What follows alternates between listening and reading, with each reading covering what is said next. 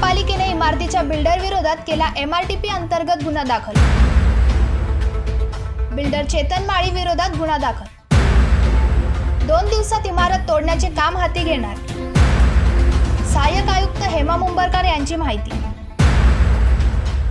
माननीय आयुक्त महोदय यांच्या निर्देशानुसार आणि माननीय अतिरिक्त आयुक्त श्री गोडसे साहेब, तावडे साहेब यांच्या मार्गदर्शनानुसार ज्या अनधिकृत आणि रिकाम्या बिल्डिंग्स आहेत त्या ज्या आरक्षित, जास्त करून आरक्षित भूखंडावर ज्या कोणत्या आढळतील त्या तात्काळ निष्कासित करण्यात याव्या असे आदेश प्राप्त झाल्यानुसार ही जी आरक्षणावरची बिल्डिंग आहे, उद्यानाचं आरक्षण आहे, तर ह्या बिल्डिंगचं MRTP दाखल झालेली आहे आणि पोलीस स्टेशनला आज पोलीस बंदोबस्ताचं आज पत्रही गेलेलं आहे आणि त्या अनुषंगाने पोलीस बंदोबस्त मिळाला की ताबडतोब 2-4 दिवसात ही बिल्डिंग निष्कासित करण्यात येणार आहे। 65 पैकी हे इमारत ते आता अनधिकृत आहे ना, ती अनधिकृत आहे बिल्डिंग।